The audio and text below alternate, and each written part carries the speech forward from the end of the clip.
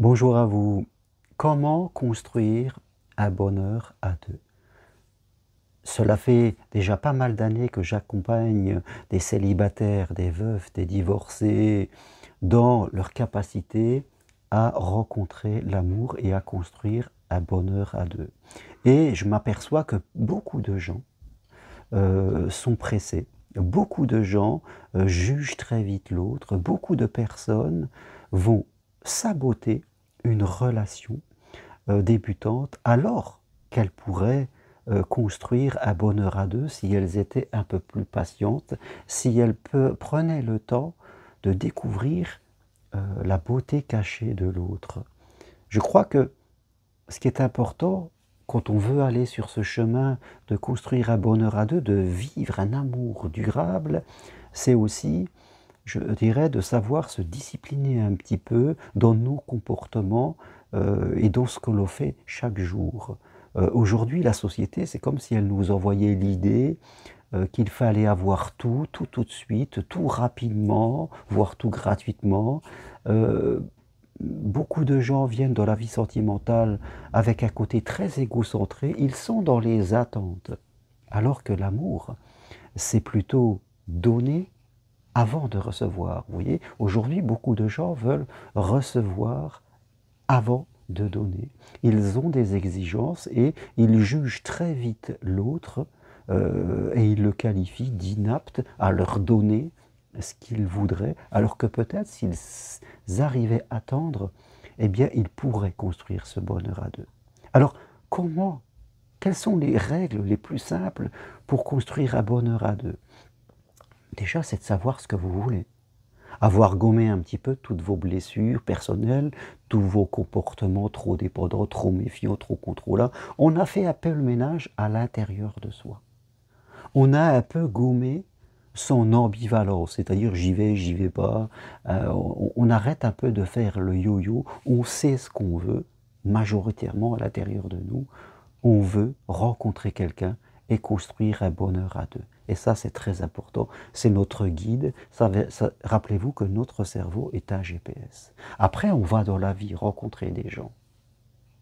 On se fait attention à ne pas suivre des gens qui ne cherchent que de la séduction, que de la consommation sexuelle, que de l'attirance, mais qui n'ont pas envie d'aller plus loin. On fait attention aux gens qui ne sont pas libres. On ne suit pas des portes qui sont déjà utilisées par d'autres. Donc, on fait attention et c'est vrai qu'on accepte l'idée, eh bien, qu'on va peut-être pendant un moment dire plus souvent non que oui. On est souple. Et si on a cette souplesse, à un moment, on tombe sur une personne. À un moment, on rencontre une personne. On ne cherche pas à rencontrer quelqu'un, d'avoir une super attirance. L'amour, c'est pas du prêt-à-porter. On ne cherche pas le clone de nous-mêmes, d'avoir tout de suite.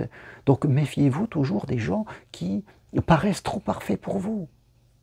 Je l'ai déjà dit, l'attirance est une chose, l'amour en est une autre.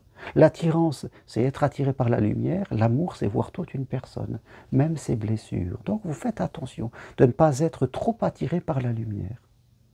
Vous regardez des gens qui peuvent vous plaire. Mais vous regardez aussi des gens qui viennent vers vous, avec qui il n'y a peut-être pas une grande attirance, mais vous savez que ça peut venir.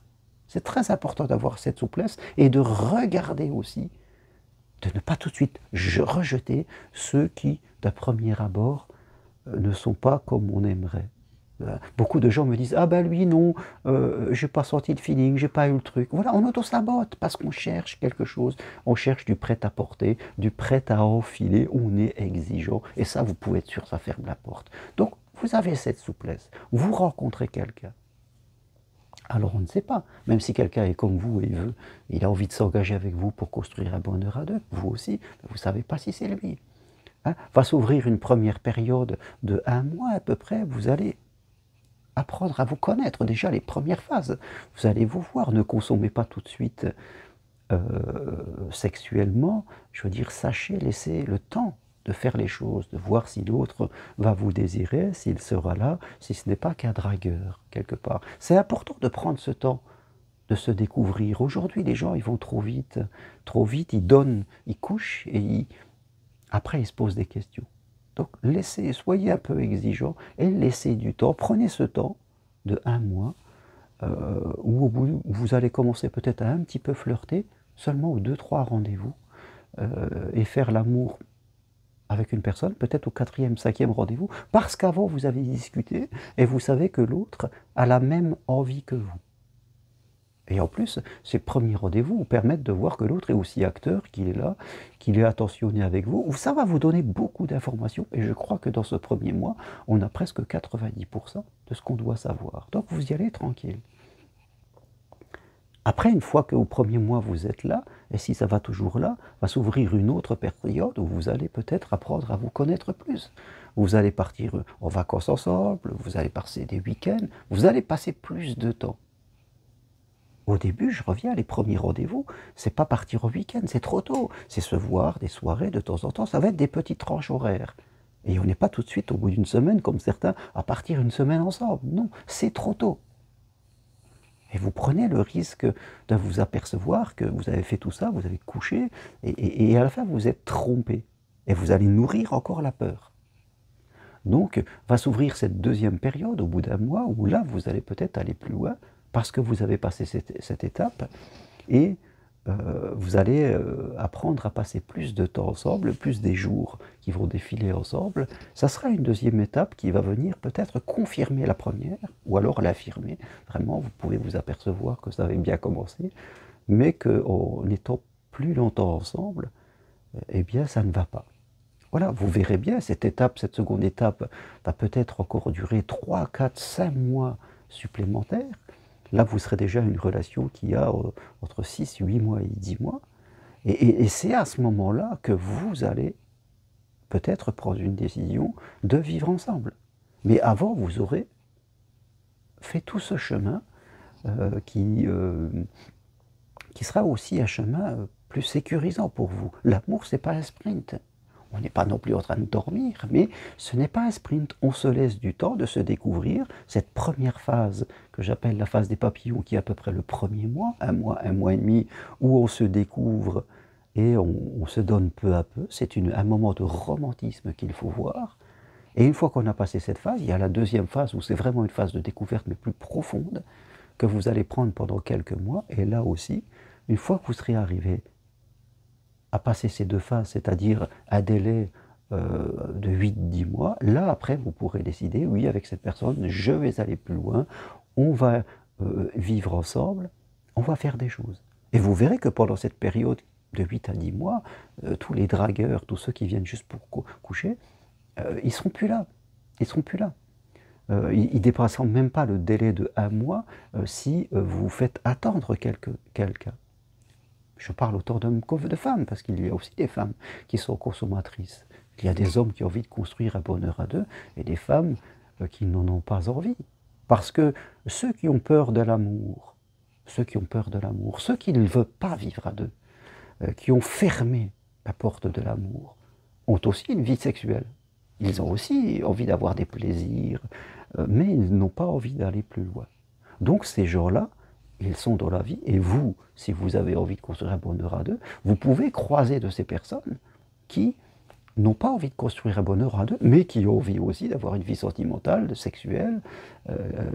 Donc ces personnes, et c'est leur droit de ne pas vouloir vivre à deux, mais elles peuvent aussi, parce que vous leur plaisez, elles peuvent vous dire ce qu'elles ont envie que vous entendiez.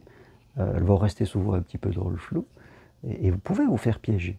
Mais le temps est une chose qui va faire qu'elles ne vont pas attendre, parce que ces personnes cherchent toujours du plaisir assez rapide. Donc voilà ce que je peux vous conseiller si vous voulez construire un bonheur à deux. Sachez respecter ces étapes, savoir ce que vous voulez. La première partie à moi, la deuxième partie.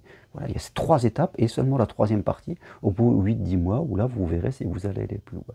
Voilà, ne soyez pas pressés, ne soyez pas non plus endormis. Hein. Il m'arrive parfois de rencontrer des gens qui, au bout d'1 an, ne savent même pas où ils sont encore, voire limite ne sont même pas embrassés. Là, c'est vraiment trop lent, ça pose vraiment un sérieux problème. Si vous respectez ces étapes, vous verrez que pour vous, ça sera plus sécure. Vous allez éliminer rapidement tous les gens qui ne savent pas ce qu'ils veulent, tous ceux qui ont fait d'autres choix, mais qui cherchent juste du plaisir immédiat, il va falloir les éliminer. Et là, vous verrez que vous allez attirer votre bonne personne. Voilà ce que je voulais partager avec vous aujourd'hui. Si vous voulez aller plus loin, eh bien prenez rendez-vous avec moi. Si vous êtes célibataire, veuve, divorcé, suivez mon programme de chez vous en route pour l'amour authentique. Si vous avez envie d'évoluer, suivez mon autre programme, toujours 4 rendez-vous, deviens qui tu es. Et vous pouvez aussi venir marcher sur Compostelle, où là on parlera vraiment de votre situation personnelle. Chaque histoire a sa propre vérité.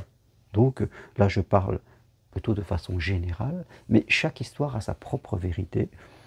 Et c'est important que vous puissiez aussi parler de vous, de votre histoire, parce que les chemins sont toujours différents. Voilà, merci à vous. Si vous aimez cette vidéo, appuyez sur j'aime. Et sinon, écrivez-moi. Je me ferai un plaisir de vous envoyer le programme, de tous mes programmes de coaching, En route vers l'amour, Deviens qui tu es et des marches de Compostelle. À très bientôt. Merci. Au revoir.